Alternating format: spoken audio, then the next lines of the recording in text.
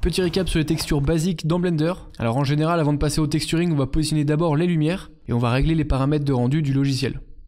Donc pour les personnes qui ont déjà cette scène, vous pouvez passer directement à la suite. Sinon pour ceux qui viendraient de YouTube, je vous invite à regarder ma vidéo sur la création d'un studio lumineux et sur tout ce qui est paramétrage de rendu. Pour commencer, on va pouvoir aller directement dans l'onglet Shading, qui est du coup fait pour les textures dans Blender. Alors j'ai un peu simplifié ma bouteille, mais globalement ici on va avoir un bouchon qui voudrait être métallique. On va avoir notre bouteille qui va être du coup du verre, on va avoir à l'intérieur du liquide et notre étiquette ici.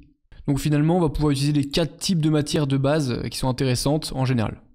Donc dans Blender, les textures se gèrent dans le Shader Editor. Donc quand on est dans l'onglet Shading, il est du coup déjà ouvert, mais je rappelle que je peux très bien l'ouvrir de n'importe quel bloc. Par exemple ici, je pourrais très bien transformer ma vue 3D de mon layout en Shader Editor. Ça revient exactement au même. Donc première chose, étant donné qu'on a déjà placé les lumières et paramétré le rendu, on va pouvoir faire une prévisualisation. Donc on va cliquer sur le petit icône ici, Viewport Shading Rendered. Ensuite, on va simplement sélectionner l'objet qu'on veut texturer. Et il faut savoir que sur Blender, vous avez deux façons principalement d'accéder à votre texture sur votre objet. Vous avez donc le Shader Editor ici, où vous verrez tous vos nœuds en détail, tout ce qui se passe très précisément. Mais sinon, vous avez une version simplifiée qui se trouve sur Material Properties ici. Donc nous, on va utiliser plutôt cette fenêtre, qui est du coup plus simple, et pour les textures de base, ça nous conviendra beaucoup mieux. Mais de toute façon, il faut savoir que les deux sont liés. À partir du moment où on fait quelque chose à droite, ça se passera ici dans notre Shader Editor. Après avoir bien sélectionné l'objet que je veux texturer, on va ici cliquer sur New. Donc vous voyez que ça me crée une matière que je vais pouvoir paramétrer ici à droite ou dans mon Shader Editor. Donc au niveau des choses importantes à savoir là-dessus, vous allez pouvoir renommer votre matière évidemment ici. Juste en dessous, vous avez un modèle test sur lequel est projetée votre texture. Donc vous pouvez voir ici que je peux changer le type de modèle que me projette Blender. Et ensuite, on va arriver à tout ce qui est paramètres de notre texture avec toutes les maps et tous les canaux différents. Donc première chose, on va pouvoir choisir quel type de shader utiliser. Donc là, en l'occurrence, pour notre vert, on va cliquer ici et on va aller choisir notre glace BSDF. Donc globalement, ce shader, c'est juste un shader qui regroupe les informations les plus utiles pour faire du vert et supprime les autres. Donc c'est un shader simplifié du principal et c'est beaucoup plus simple à utiliser. Typiquement ici, vous voyez que je vais pouvoir changer la couleur de mon vert. Même si en général on ne change pas la couleur du vert directement ici, mais ça peut être utile. Juste en dessous, on va avoir le paramètre de la roughness, donc de la rugosité.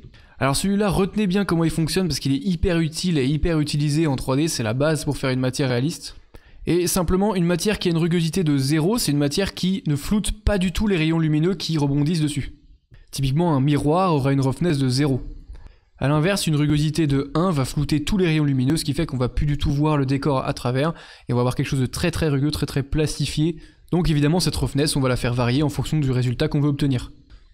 Donc vous l'aurez deviné, pour du vert, la roughness est souvent à 0, même s'il faut savoir qu'en réalité, une valeur de roughness de 0 ou de 1 n'existe jamais dans la vraie vie, quelque chose n'est jamais parfait, donc la roughness, on aime bien la mettre à 0,1 par exemple, quelque chose d'un tout petit peu plus que 0. Ensuite, juste en dessous, vous avez l'IOR, donc l'indice de réfraction de la lumière. Donc il faut savoir que chaque matière a sa propre IOR. Par exemple, vous voyez ici que le diamant a une IOR de 2,4, tandis que l'eau de 1,3, et notre verre ici est à 1,5. Donc sachant ça, et sachant que je veux faire ici du vert, mon IOR, je vais la mettre à 1,5. Juste en dessous, on a la possibilité de renseigner une normal map. Pour l'instant, ça ne nous intéresse pas, mais sachez que c'est juste pour simuler des reliefs. Un peu plus bas, on a le volume, donc c'est ce canal qu'on va utiliser pour mettre de la couleur à l'intérieur de notre verre. Mais je le laisse ici parce qu'on va l'utiliser surtout pour le liquide.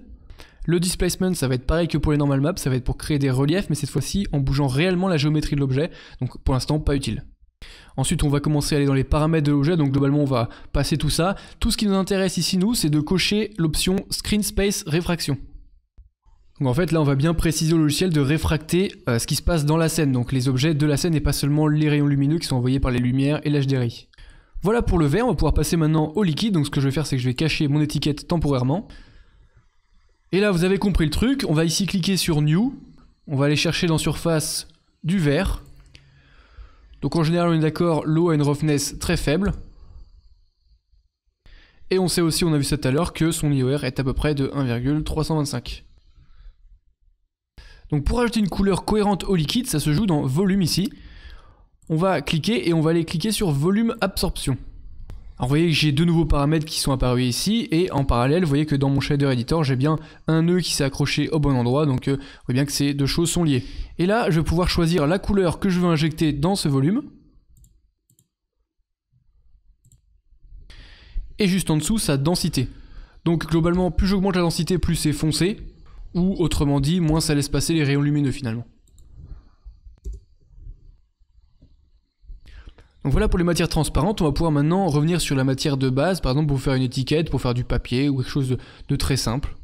Donc toujours pareil, j'appuie sur New, et cette fois-ci je vais rester sur la texture principale de base. Donc globalement, ce qu'il y a à savoir, c'est qu'ici vous allez pouvoir changer la couleur finalement de votre matière de base. Donc ici je peux très bien mettre mon étiquette en vert, comme en orange, comme en rouge. Et pour y mettre une texture comme une image, par exemple je vais cliquer sur le petit rond ici, je vais aller sur Image Texture. Je vais cliquer ici sur Open, et je vais aller chercher mon image de texture. Alors je précise, pour les débutants, en 3D, on parle de dépliage UV quand on veut mettre une texture sur un objet en 3 dimensions. Donc si jamais pour l'instant ce mot vous effraie, préférez d'abord utiliser des images qui se répètent, et qui peuvent être mises dans tous les sens, n'importe comment, sinon il va falloir d'abord vous former en UV. Sauf si bien sûr par chance l'image tombe pile poil comme vous vouliez qu'elle soit. Bref, un peu plus bas finalement on va retrouver tous les paramètres, dont ceux qu'on a déjà utilisés pour le vert, comme par exemple la rugosité encore une fois, donc je pourrais mettre une étiquette totalement brillante avec une roughness à 0, ou totalement rugueuse avec une roughness à 1, encore une fois, c'est comme vous le sentez. Après on a pas mal de paramètres assez inutiles, hein. Vous voyez par exemple l'IOR, ça sert à rien de la changer puisque notre étiquette ne réfracte aucun rayon lumineux, aucun rayon de la traverse, donc ça sert à rien de se faire chier à changer l'IOR. On a ici par exemple l'émission, qui est le fait qu'un objet puisse envoyer de la couleur en tant que lumière, donc envoyer de la lumière, être lumineux en fait. Donc ça peut servir pour du néon, mais là on est d'accord que pour une étiquette, on n'en a rien à faire. Donc dernier paramètre basique qui est quand même assez utile, c'est cette fois-ci la metalness, donc le fait qu'une matière puisse être métallique. Là je vais sélectionner mon bouchon, je vais cliquer sur New, je vais aller sur une texture principale. Je vais mettre ma couleur en noir parce que je sais que mon bouchon va être noir. Et là c'est un peu technique pour comprendre pourquoi, mais globalement on va augmenter un tout petit peu la métallique pour que ce soit plus métallique justement, on va baisser un tout petit peu la roughness parce qu'en général le métal c'est pas très rugueux, et on va augmenter à 1 l'anisotropie. Juste pour info, l'anisotropie c'est cet effet un petit peu spécial qu'on voit dans les métaux en général. Petite astuce avant de partir, si jamais vous voulez prendre la texture d'un objet et le mettre sur un autre, vous sélectionnez cet objet, par exemple ici ma bouteille, et je vais cliquer glisser cette icône sur l'objet cible. Pareil, je vais sélectionner par exemple le bouchon, je vais cliquer glisser cette icône sur l'objet cible, et voilà. Je rappelle évidemment que si là je viens modifier la texture, cette modification s'applique évidemment sur tous les objets sur lesquels elle a été appliquée. Et n'oubliez pas que ce petit panneau de propriété de texture se trouve ici sur cette petite icône là en rouge en bas. Donc voilà, évidemment il y a encore plein de choses à voir, plein de choses à savoir, il y a plein de nœuds à exploiter, plein de choses à fusionner pour les matières dans Blender, c'est quand même sacrément complexe et bien foutu les textures, mais en tout cas pour les bases on a tout résumé. Donc comme d'habitude n'hésitez pas à faire les curieux, à tester un petit peu tout, vous voyez que dans les surfaces il y a pas mal de shaders déjà prédéfinis qui peuvent être intéressants à tester, il y a pas mal de nœuds, enfin voilà, faites-vous plaisir.